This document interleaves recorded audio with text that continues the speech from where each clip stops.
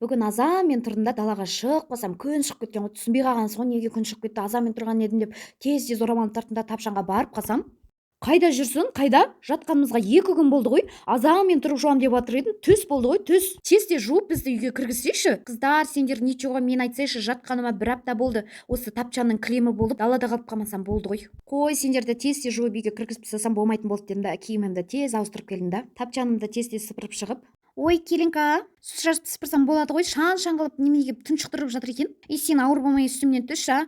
Ойбай, мен болмасам ағармайсыңдар ғой, сендер менің көмегіммен ғой сендер тап-таза қылып ұстап отырғаны. Қой, сендерді тез жуып үйге кіргізбесем, осылай ұрсып тұра беретін сияқтысыңдар ғой дедім да, кілемімді жайып жатсам, келинка, сен мені керісінше жайып жатқан жоқсың ба осы? Деп кілемім чыңқ ете қалды. Ой, осында көріп қоймасаңдар болмайды дедім да, керісінше жайып дайындап алдым. Барлық порошогымды, фериімді, көк сабынды барлығын дайындап алсам, мен негізі посуда жуушы едім, кілемге не қатысым бар түсінбедім. А вообще-то мен киім жуамын, кілемді көк сабын жуады. Қое, сендердің көмегіңсіз маған қайда, сендер тұрған кезде. Мә, сынғаннан кейін дәрежеміз кілем жууға дейін түсіп кеткен ба?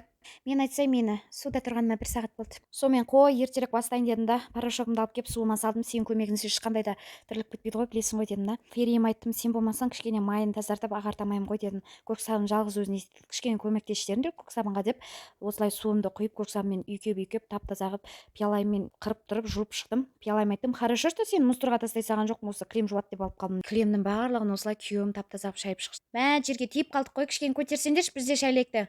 Сонымен жолдасым тап-таза қылып тұрып кілемдердің бәрін шайып тұрып жайды. Екінші кілеміме кірісіп кеттім. Сөйтіп щеткамен щеткалап қалсам, шаштарыңды жинап жүрмейсіңдер, иә? Как всегда осы кілемнің бетінен тауып аламыз. Шаш болғаннан кейін түседі дедім да, кілемді шайға кірісіп кеттім. Көпіртіп тұрып жуып шығып, орап, бұны да шайға жібердім. Тап-таза қылып тұрып, барлық кілемдерімді осылай жуып алдым да, шайқап тұрып жайып тастадық. Бір күнде бірнеше кілемнің барлығын бітіруге тырыстық. Неге барлығын осылай жайып тастадық? Мә, мен шыда бәрінен кішкентай сияқтымын ғой. Барлығын жуып біттік қой деп демалып отырса, бір кезде қызым кіріп келе жатыр ғой, қолында мороженое, өзінің жинаған ақшасына осылай бізге барлығымызға бір мороженое әкеліп берген ғой. Жам деп бетінен сүйіп алдым да, отыра қалып жейін деп жатсам, мә, өзіміз еріп тұр едік, тура күнге отырып жемесем болмайды ма? Көлеңкеге отырып жейіндерші, а? Ах, жалко, иә.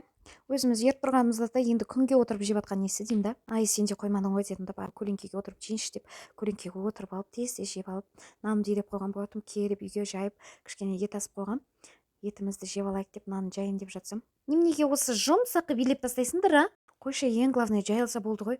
Өзім те қарным ашып тұр, кетедім да, тез алдым да жайып тастадым. Бір кезде кесіп дайындап қойып қойсам, қызым тұр ғой, созып жанындағы шығып тұрған қамырымды бір-біріне мыжып жаны кіріп тұр ғой. Қыздарым да ұзындаршы, жыртып тастады ғой, қазанға қамыр құсап түсейік та. Қойшы жаным, қызым, жібере ғой, қамырмен ойнауға болмайды дедім да, тез пісіріп түсіріп алдым. Неке осындай дайын болғаннан кейін салатымды жасап отырып әлден тамақ ішіп алдық.